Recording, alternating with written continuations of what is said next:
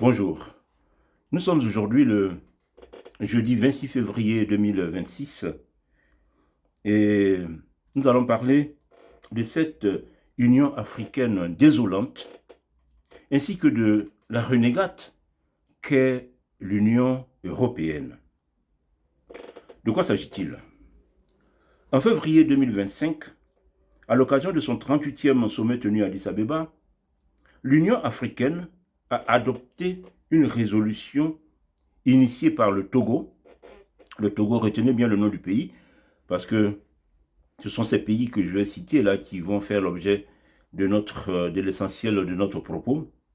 Donc, l'Union africaine a adopté une résolution initiée par le Togo et considérant l'esclavage et la colonisation comme des crimes contre l'humanité.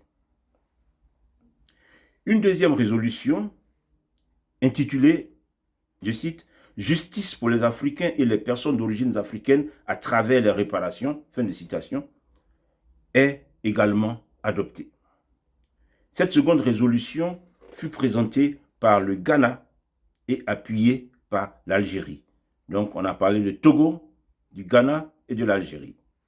Quant au 39e sommet, tenu les 14 et 15 février dernier, donc il y a juste quelques jours, toujours à Addis Abeba, il a adopté la déclaration d'Alger, déclaration issue de la conférence internationale sur les crimes du colonialisme en Afrique, conférence tenue à Alger en 2025. Donc l'Algérie, le Ghana, le Togo.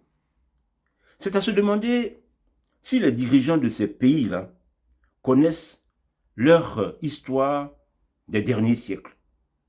Vraiment, le temps est venu de mettre fin à l'ignorance généralisée qui est la source de toutes ces stupidités. C'est vraiment des stupidités.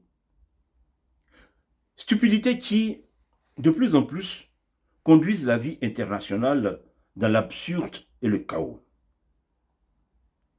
Aujourd'hui, je vais vous parler de ces trois pays à l'origine des déclarations de l'Union africaine. L'Algérie, le Ghana et le Togo. Nous allons juste évoquer quelques épisodes de leur histoire pour comprendre l'absurdité de leurs positions et démarches actuelles. Commençons par le Ghana. Le Ghana, c'est l'ancienne colonie britannique de Gold Coast, rebaptisée Ghana en 1957 à son indépendance.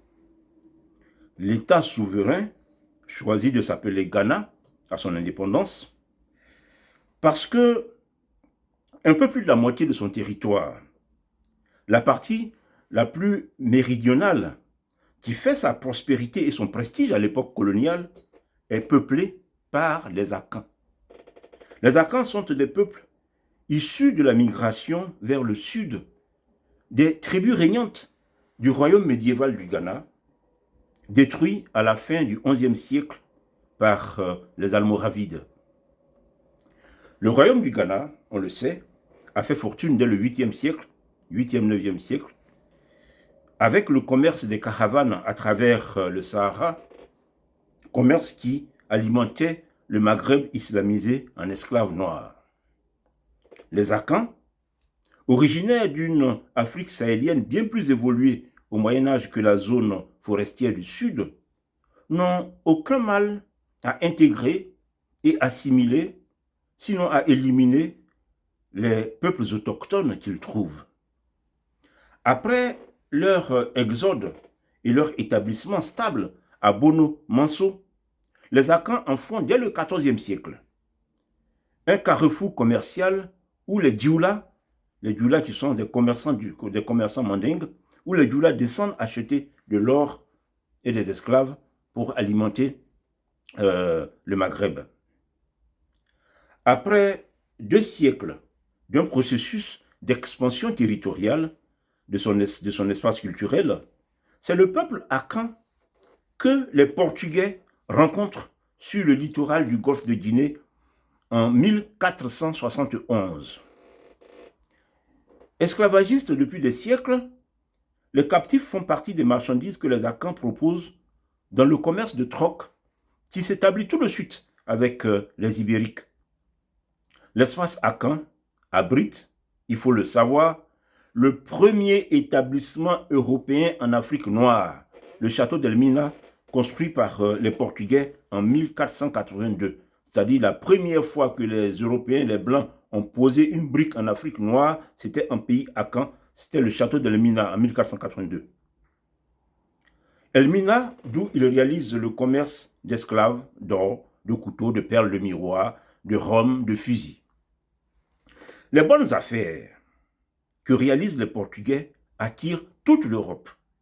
L'espace Akan devient alors l'un des principaux acteurs du commerce triangulaire, au point que, en quelques décennies, sur son littoral, connu comme la Côte de l'Or, sont présentes de nombreuses nations européennes, hollandais, danois, suédois, prussiens et britanniques. Toute l'Europe est là.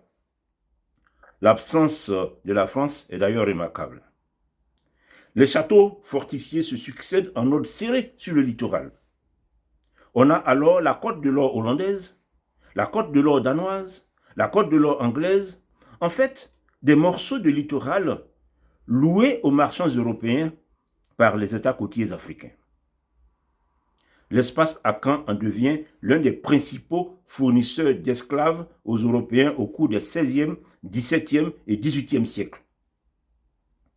Alors, la manne que constitue le commerce avec l'Europe est source de rivalité entre les différents États noirs de la côte. C'est tout à fait normal, chacun veut sa part. Et c'est au tournant du XVIIIe siècle que la Confédération Ashanti devient la puissance hégémonique de l'espace Akan, hégémonie arrachée au Denkira. Effectivement, c'est en 1701 que Osei Tutu, le premier roi de la Confédération Ashanti, déclenche la guerre contre le Denkira, la guerre du Feyase qui commence en 1701 et qui va permettre donc à l'Ashanti de renverser le Denkira. L'Ashanti, grand État négrier, sera l'un des États les plus prospères à partir du XVIIIe siècle en Afrique noire. Comprenez alors que la décision des Occidentaux, au début du XIXe siècle, de mettre fin à la traite négrière est un casus belli pour l'Ashanti, ainsi que pour tous les puissants États esclavagistes du golfe de Guinée. Comme l'écrit Albert van Danzig, spécialiste de l'histoire de l'expansion européenne sur le littoral du golfe de Guinée, je cite, « Aux yeux des Ashanti, aux yeux des chefs Ashanti, l'abolition de la traite est une décision arbitraire incompréhensible. Les Ashanti n'ont presque rien à exporter en dehors des esclaves. L'or, qui au début du XVIIIe siècle était encore le principal produit d'exportation de la côte qui lui a donné son nom, n'arrive que très rarement au fort. Les rois Ashanti le sauvegardent comme une sorte d'assurance. » Effectivement, ce n'est pas seulement les Ashanti, mais dans tout l'espace Akan, le trésor public, la richesse de la nation est constituée de réserves d'or. Donc les Akans, que ce soit dans les familles ou bien dans les États, gardent l'or comme l'assurance économique. Alors, pendant plus d'un siècle, l'Ashanti va donner du fil à retordre aux Britanniques, s'ils ne sont pas d'accord avec l'arrêt de la traite négrière. À partir de 1821, en vue de soutenir ces commerçants opérant en Gold Coast, ainsi que de faire respecter l'interdiction de la traite négrière de 1807, Londres crée le protectorat britannique. Donc, ce ne sont plus seulement les commerçants britanniques qui sont sur la côte, mais c'est l'État britannique, c'est la couronne britannique qui maintenant s'implique en créant le protectorat britannique. Le premier gouverneur, McCarthy, est décapité par les Ashanti en 1824. Ils lui ont tranché la tête. Le pays est tellement violent qu'il est couramment appelé par les Européens le tombeau des Blancs. Il faut savoir qu'au début du 19e siècle, la violence de la zone fait qu'il ne reste plus sur les côtes Akan que 3 nations européennes. Les Danois, les Hollandais et les Britanniques. La Grande-Bretagne, la première puissance coloniale de l'époque. Les Britanniques, on sait, avaient des colonies partout, en Amérique, aux Caraïbes, en Asie, partout. C'était de grands spécialistes de l'entreprise coloniale. Donc la Grande-Bretagne, la première puissance coloniale de l'époque, est contrainte d'abandonner la Gold Coast de 1828 à 1843 en raison des dépenses de sécurité. La zone est tellement dangereuse, il faut tellement dépenser pour la sécurité que la couronne britannique a trouvé que bon, mais ce n'était pas la peine, ça ne valait pas la peine et la Grande-Bretagne va partir. Les Danois vont abandonner en 1850 et les Hollandais vont plier bagages en 1871. Mais quand le gouvernement britannique part en 1828, les commerçants britanniques abandonnés par la couronne parviennent à un accord avec les Ashantis en 1831. Accord qui, tout en maintenant l'interdiction de vente d'esclaves, garantit à l'Ashanti sa part du commerce transatlantique. Désormais, la vente d'esclaves sur le littoral akan est impossible à cause des Britanniques et les Ashantis sont obligés de se tourner vers le nord, principalement le marché de Salaga, installé depuis des siècles par l'ancien empire mandingue, où les Arabes viennent toujours faire du commerce avec les Noirs. Le marché de Salaga, qui est aujourd'hui dans le Ghana actuel, mais bien plus au nord du territoire Ashanti. Marché de Salaga, grâce à quoi l'Ashanti peut livrer ses esclaves dont la production n'a jamais cessé. Alors, avançant dans le temps, allant vers la fin du 19e siècle, je saute un certain nombre de péripéties, les alliés des Britanniques, c'est-à-dire les Fanti, les Nzima, les Dankira et autres États du Sud, pressent la Grande-Bretagne pour en finir avec l'Ashanti et ses incessantes guerres de capture de prisonniers à vendre comme esclaves. Toute la région est perturbée par cet attachement de la Confédération Ashanti à la traite négrière, aux traites négrières. Et de 1883 à 1888, pendant 5 ans, l'Ashanti est ravagée par une guerre civile de succession au trône qui fait des milliers de morts et des dizaines de milliers de réfugiés dans le protectorat britannique. Quand il y a des guerres de succession, c'est pas milliers qu'il y a des massacres. Donc, des dizaines de milliers d'Ashantis ont fui vers le sud et sont réfugiés dans le protectorat britannique. Entre-temps, il y a la conférence de Berlin de 1885. Et après cette conférence, les États européens sont engagés dans l'extension et surtout la pacification et la réglementation des zones où ils opèrent. Alors, en avril 1891, le gouvernement de Gold Coast invite les dirigeants de l'Ashanti, Ashanti affaibli par sa guerre civile, donc disent aux dirigeants Ashanti, je cite, leur demande de placer leur pays sous la protection britannique du fait qu'ils risquent de sombrer progressivement dans le déclin. Fin de citation. Donc, passons certaines péripéties encore pour dire que c'est finalement en janvier 1896 que Koumassi, la capitale Ashanti, est prise. Les troupes qui occupent Koumassi sont composées de Fanti, de Nzima, de Denkira, de Sefoui et autres États du Sud sous commandement d'officiers britanniques. La chute de l'Ashanti fut un soulagement pour toute la région. Et ce ne sont pas les Agnis, les Baoulés ou les Abrons de Côte d'Ivoire, ces peuples qui avaient fui la barbarie Ashanti vers l'ouest, qui diront le contraire. La chute de l'Ashanti met fin aux traites négrières de toute cette zone et permet la pacification qui aboutit à la délimitation territoriale de la Gold Coast dont a hérité le Ghana moderne, le Ghana actuel. Et c'est le président du Ghana, aujourd'hui, qui ose demander réparation pour l'esclavage et la traite négrière. C'est finalement même ridicule. Quand on est héritier de l'Ashanti, Peut-on demander réparation pour l'esclavage? On en rirait, si ce n'était pas triste. Quand on est héritier de Fanti, Nzima ou d'Ankira, peuples qui ont lutté pendant des décennies afin que l'autorité britannique soit étendue à toute la zone pour garantir paix et prospérité pour tous, est-on fondé à condamner la colonisation? L'ignorance à ce niveau de responsabilité est une faute et une lacune dégradante. C'est vrai que le Ghana indépendant n'est pas que l'Ashanti ni le Fanti, ni même que l'ancienne Côte de l'Or à Caen.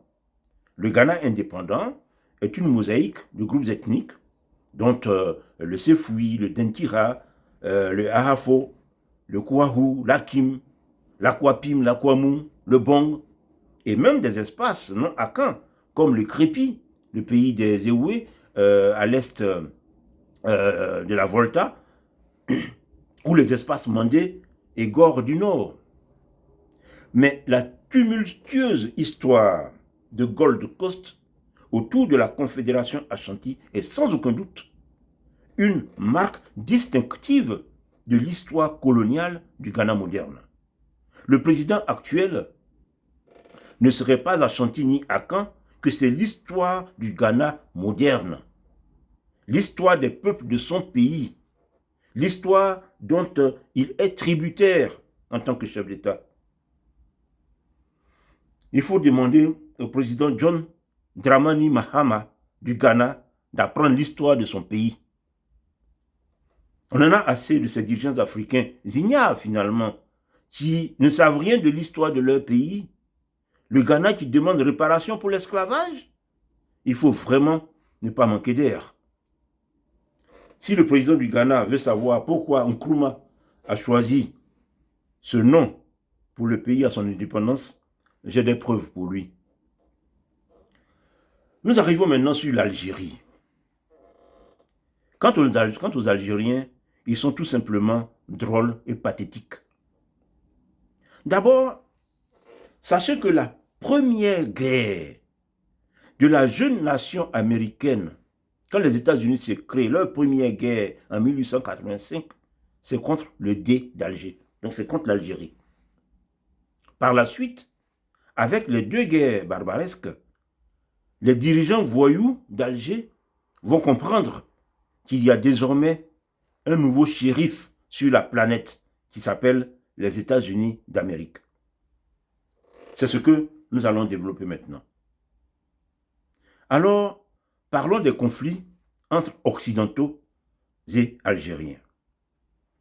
Sachez que jusqu'au XIXe siècle, les barbaresques sont des pirates qui opèrent à partir des ports d'Alger, de Tunis et de Tripoli.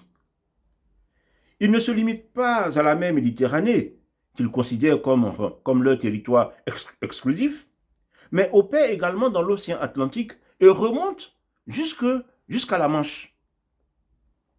En plus des navires saisis, dont les équipages sont réduits en esclavage, ou faits prisonniers quand il y a quelqu'un pour payer la rançon, ils effectuent des raids sur les agglomérations côtières européennes, principalement en Italie, en France et en Espagne, en vue de capturer des personnes pour alimenter le marché aux esclaves d'Alger.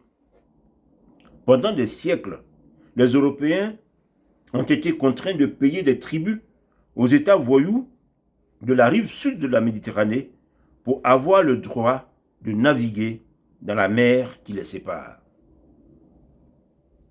Alors, après son indépendance, les navires de la jeune nation américaine ne bénéficient plus de la protection de la Royal Navy britannique.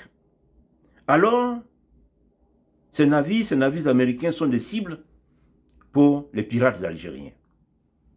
Le Dey d'Alger déclare la guerre aux États-Unis en 1785. C'est la première guerre des Américains. Alors les pirates barbaresques, opérant depuis Alger, capturent des dizaines, plus de 50 navires marchands américains et des centaines de marins. La jeune nation américaine n'a pas encore les moyens de se doter d'une marine militaire pour protéger ces navires marchands. Après 10 ans de guerre, les États-Unis durent en 1795 se soumettre et négocier la paix avec Alger. Et dans cet accord, dans ce traité de paix, les États-Unis s'engagent à payer un tribut annuel de plus de 20 000 dollars à Alger. C'est une victoire algérienne décisive au bout donc des 10 ans de ce conflit. Mais les États-Unis ne comptent pas en rester là. D'abord, cette guerre algéro-américaine incita le Congrès américain à adopter le Naval Act de 1794 qui permit la création de la US Navy. Donc la US Navy qu'on voit aujourd'hui qui actuellement est vers l'Iran pour régler les problèmes que nous avons aujourd'hui avec l'Iran, que le monde a avec l'Iran. Mais la Royal Navy, il faut savoir que c'est en raison des perturbations que les Algériens causaient dans la Méditerranée que les Américains ont créé la Royal Navy en 1794. Ensuite, les États-Unis montreront de quel bois ils se chauffent avec les deux guerres barbaresques. Alors, la première guerre barbaresque. 7 ans après la création de l'US Navy, les Américains se sentent prêts à affronter les voyous de la Méditerranée et ne comptent plus se laisser faire. Alors, en 1801, sous l'administration Thomas Jefferson, les États-Unis refusent de payer le tribut. Chaque année, ils doivent payer quelque chose. Ils disent, bon, cette année, on ne paye pas. Faites ce que vous voulez, puis au revoir. Alors, le 10 mai 1801, les Tripolitains déclarent la guerre aux États-Unis, marquant le début de la guerre de Tripoli, la première guerre barbaresque. La US Navy envoie une flotte en Méditerranée qui opère au blocus de Tripoli. Passons quelques détails pour dire que les Américains, à partir de 1804, bombardent Tripoli et différentes villes fortifiées des États barbaresques. Ils envahissent les rives de Tripoli en 1805 et capturent la ville de Derna où l'US Navy fait flotter le drapeau américain. Les dirigeants de Tripoli s'empressent alors pour signer un traité de paix équitable avec les États-Unis en 1805. Ils ont demandé pardon. Et ce traité de paix va garantir la navigation en toute sécurité et aussi entraîne la réduction des droits de passage. Donc c'est comme ça que les Américains vont régler leurs problèmes avec ces États barbaresques et cela va permettre pendant un certain temps que les choses se passent tranquillement. Et puis bon, nous allons arriver à la seconde guerre barbaresque. Profitant de conflits entre occidentaux, bon, il y aura au début du 19e siècle toutes les guerres napoléennes, donc il y aura beaucoup de conflits entre les occidentaux. Donc profitant de conflits entre occidentaux, surtout la guerre anglo-américaine de 1812, les barbaresques reprennent leurs activités de piraterie contre les navires américains. Alors en 1815, l'administration James Madison entreprend une opération militaire visant les villes servant de base aux pirates. Les États-Unis veulent définitivement mettre fin à la piraterie en Méditerranée, piraterie qui s'attaque à leurs navires depuis près de 3 décennies. Le 5 mars 1815, le Congrès américain autorise le déploiement d'une force navale contre Alger. Le 28 juin, après d'importantes victoires en mer, l'escadre américaine atteint Alger et contraint le Dey d'Alger à négocier la paix. Les Algériens ont supplié les Américains pour faire la paix. Ils étaient à genoux. Les Américains obtiennent la libération de leurs prisonniers et le droit de naviguer et commercer en Méditerranée en toute liberté. Les Algériens comprennent alors qu'il y a un nouveau shérif en Méditerranée qui s'appelle les États-Unis d'Amérique. Et c'est grâce aux États-Unis d'Amérique que les Européens réalisent que les États voyous de la rive sud de la Méditerranée ne sont pas invincibles. Alors, après l'élimination par les Américains du grand pirate algérien qui s'appelait Hamidou Ben Ali, ce sont les Britanniques qui, à leur tour, lancent une expédition contre Alger qui permet de libérer de nombreux esclaves. C'est un coup dur qui est porté à la piraterie en Méditerranée, mais il faut attendre la prise d'Alger en 1830 par la France pour que la piraterie cesse définitivement. Les Français libèrent alors plus de 50 000 esclaves, dont environ 30 000 esclaves chrétiens blancs. La rive sud de la Méditerranée est alors définitivement battue par les Occidentaux. Après la prise d'Alger, la France fait chuter l'État du dé d'Alger et enchaîne par la colonisation du territoire. Vous savez, il y a quelques années, en France, il y a un Algérien qui a agressé physiquement un subsaharien, un noir, et n'a pas manqué de lui dire, je cite, « Vous les Noirs, vous avez été nos esclaves pendant des siècles. » Manque de peau pour lui, manque de peau pour cet agresseur algérien. Il avait été filmé quand il tenait ses propos, quand il agressait le noir. Et l'affaire a fait scandale, quand toutes les chaînes info en ont parlé. Et quand je voyais ça, je me disais, mais voici au moins un Algérien qui connaît l'histoire de son pays. Alors, pour que l'Algérie, aujourd'hui, ose demander réparation pour l'esclavage et la colonisation, il faut que ces dirigeants soient de vrais ignares, ne sachant rien de leur histoire, mais ça m'étonnerait, soit des malhonnêtes, voulant tirer profit des mensonges de l'anticolonialisme communiste de l'après-guerre. Algérie qui se plaint d'esclavagisme, mais c'était de grands esclavagistes.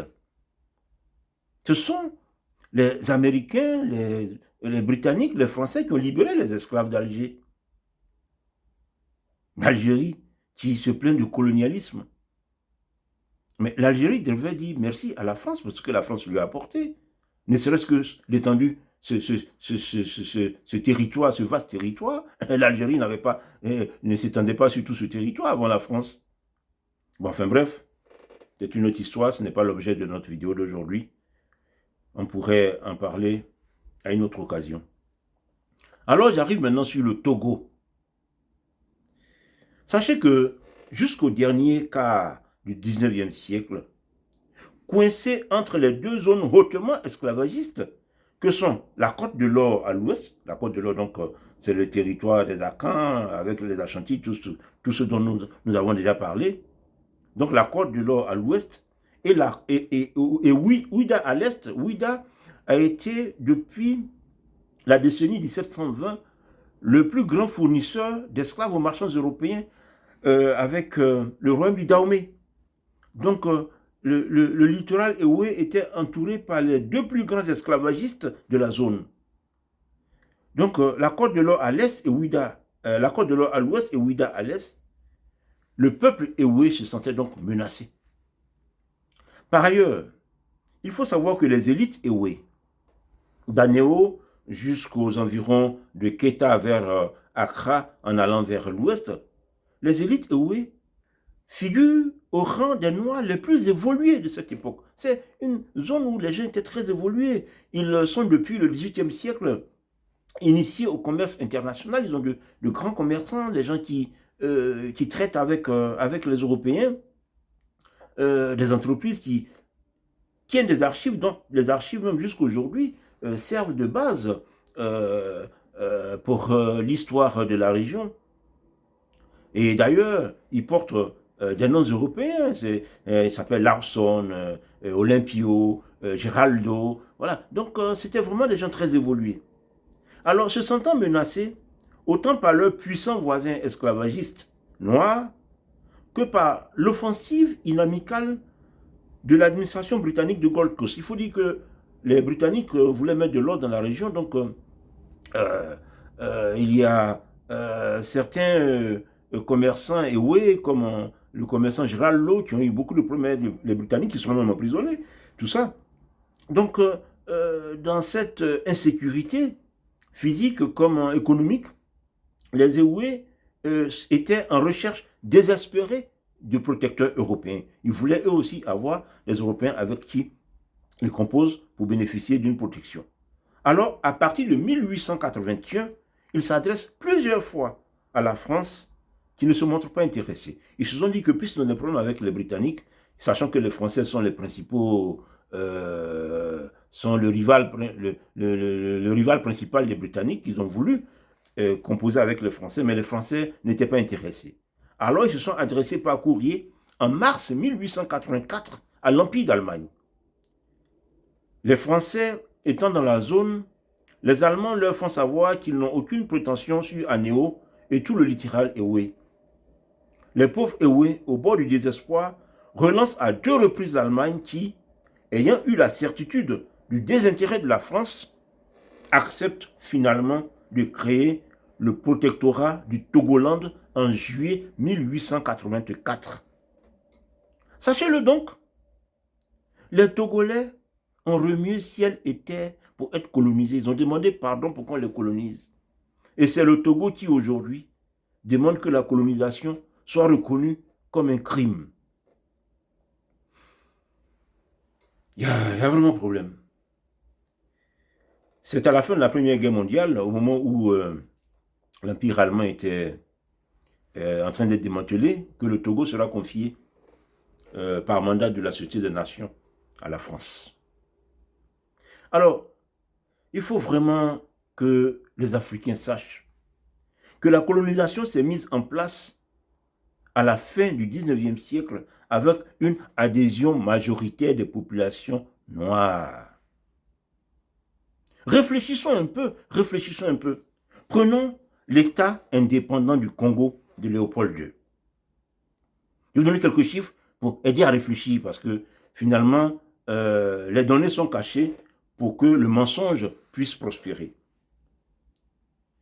Sachez que le territoire de l'État indépendant du Congo, donc aujourd'hui la RDC, fait plus de 4 fois la superficie de la France métropolitaine. Et sur cet immense territoire, il y avait en 1890, je vous donne des chiffres, des dates, il faut les noter pour pouvoir vérifier. En 1890, il y avait seulement 430 blancs, des personnes de couleur blanche, c'était 430, sur un territoire qui est 4 fois plus immense que la France. Et vous savez que l'État indépendant du Congo était donc une affaire du roi Léopold II, ce n'était pas l'État belge qui était impliqué, donc ce n'était pas une colonie belge, c'était donc une affaire du roi Léopold. Donc il n'y avait pas que des Belges. Parmi les Blancs, les agents de Léopold II étaient de différentes nationalités européennes, enfin occidentales. Et sur les 430 Blancs qu'il y avait en 1890, il y avait seulement 175 Belges. Il y avait aussi 58 Portugais, 45 Anglais, 45 Hollandais, 22 Suédois, 18 Américains. Bon bref, voilà, c'était une mosaïque de gens de différents pays occidentaux. Alors, un territoire 4 fois plus immense que la France métropolitaine, avec seulement 430 Blancs pour le tenir. Réfléchissez un peu. Pensez-vous que cela aurait été possible s'il n'y avait pas une adhésion des populations au projet? Réfléchissons un peu, bon sang. 430 personnes ne peuvent pas maintenir un territoire 4 fois plus grand que la France s'il n'y a pas une adhésion des populations. On ne se rend même pas compte qu'on méprise le mérite de nos ancêtres. On salit la mémoire de nos ancêtres noirs en leur déniant la capacité d'avoir adhéré au projet et de s'être impliqués dans la mise en valeur de leur terre, de leur cadre de vie. Et ils ne voyaient pas les choses en territoire coloniaux, colonialisme. Ils n'étaient pas dans ces considérations-là. Non. C'était leur cadre de vie qui s'améliorait de jour en jour. Et quand le blanc partait, est-il parti avec route, pont, chemin de fer ou hôpitaux qu'il avait bâtis à la sueur de leur front, les Noirs? C'est les Noirs. C'est vrai que c'est le blanc qui admire, mais c'est les Noirs qui travaillent. ces biens publics, même bâtis avec le travail forcé, sont restés leur patrimoine, le patrimoine aux Noirs, le patrimoine de leur descendance, des futures générations. Réfléchissons un peu, bon sang. Arrêtons d'ingurgiter sans discernement tous les mensonges de l'anticolonialisme communiste d'après-guerre. Ressaisissons-nous. Pour les personnes intéressées par l'État indépendant du Congo, je suggère de lire le Congolais Marcel Yabili, qui a beaucoup travaillé sur les archives de l'État indépendant du Congo. C'est pour moi aujourd'hui le plus grand spécialiste de cette période-là concernant son pays. On demande réparation pour les déportations du 16, 17, 18e siècle. Mais et les déportations d'aujourd'hui? Et les embarcations de fortune qu'on voit encore aujourd'hui dans la Méditerranée, remplies de Noirs cherchant à aller vers l'Eldorado européen? L'Union africaine dit quoi des déportations d'aujourd'hui? C'est pour les déportations du 16e siècle qu'il faut des réparations? Alors, la vidéo aurait pu s'arrêter là. Elle aurait pu s'arrêter là, la vidéo. Nous sommes déjà à plus de 35 minutes. Mais j'en ai parlé avec quelqu'un qui me disait qu'il ne comprend pas comment se fait-il que l'Union africaine attaque l'Europe, attaque les Blancs, alors que c'est l'Union européenne qui finance l'Union africaine. Effectivement, cela semblait un peu bizarre, donc j'ai dû lui expliquer cela, et c'est le contenu de mon propos que je vais donner dans la suite de cet échange que nous avons. Cette Union africaine, il faut le savoir, est financée en grande partie par l'Union européenne. Alors, on pourrait trouver anormal que l'Union africaine adopte une résolution embarrassante pour l'Europe, pour le Blanc, alors qu'elle est financée par l'Union européenne. Ce paradoxe apparent révèle que l'Union européenne n'est pas l'Europe. Cette Union européenne, qui refuse la racine chrétienne de l'Europe, n'est pas l'Europe. Cette Union européenne, qui se veut un espace sans frontières, qui a envisagé son élargissement jusqu'à la Turquie, n'est pas l'Europe.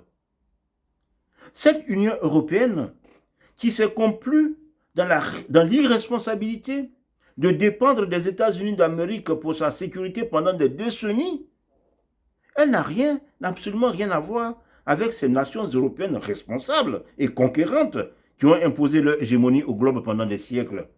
Non, cette Union européenne n'est pas l'Europe.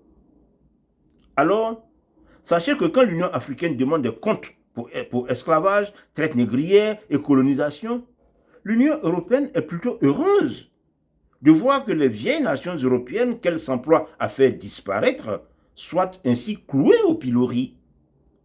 L'Union européenne ne se sent point concernée par le passé de l'Europe et du Blanc, ni leur passé colonialiste, ni leur racine chrétienne, ni leur sens de la responsabilité publique qui les poussait à se préoccuper avant tout de leur peuple. Le mot peuple n'a aucun sens pour l'Union européenne. L'Union européenne n'est pas responsable d'un peuple, non. L'Union européenne est avant tout responsable de la terre entière, alors qu'elle ne représente que 3% des terres émergées et moins de 6% de la population mondiale. Ah, mais ils sont responsables de la terre entière.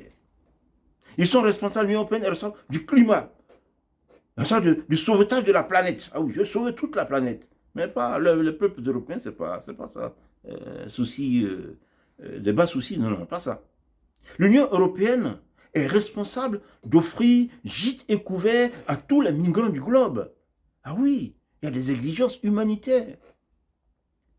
L'Union européenne est responsable d'accueillir toutes les femmes et tous les homosexuels qui sont menacés dans leur pays. Aujourd'hui, il est question de donner le droit d'asile à toutes les femmes afghanes parce qu'elles ont des problèmes dans leur pays. Ah oui, il peut être la terre d'asile de la terre entière. L'Union européenne est responsable d'effacer le christianisme et d'accommoder l'islam à l'Europe. Ah oui, l'inclusion. L'Union européenne, ce n'est pas l'Europe. mais plutôt une institution qui a mis la main sur l'Europe en vue de l'anéantir. Et le moins qu'on puisse dire, c'est que l'Union européenne a été très efficace depuis 30 ou 40 ans. L'Europe aujourd'hui ne pèse plus grande chose dans les affaires du monde. On le voit dans l'actualité. Je dois dire que, personnellement, j'en suis peiné. Je considère que l'Europe a beaucoup apporté à l'humanité. Et l'humanité a encore besoin du génie de l'Europe. Donc je suis peiné du manque, de la perte d'influence de l'Europe sur le monde. Bon, mais ça c'est un autre sujet. Donc à cette fin d'anéantissement de soi, l'Union européenne a toujours cherché des alliés. Regardez par exemple, soit dit en passant, comment l'Europe est exposée à l'entrisme islamiste, avec idéologie et corruptions associées. Bruxelles a été infiltrée et noyautée par les réseaux islamistes. Et l'Union européenne a trouvé dans l'Union africaine lobotomisée par l'anticolonialisme communiste une alliée de choix. Alors pour conclure, je dirais que de la même façon que l'Union européenne n'est pas l'Europe, sachez que l'Union africaine n'est pas l'Afrique. Au lieu de cette Union africaine, qui n'a pas fait grande chose pour l'Afrique depuis sa création, nous invitons aujourd'hui à l'éveil d'une authentique conscience noire qui prenne en main le destin de l'Afrique. Je vous remercie.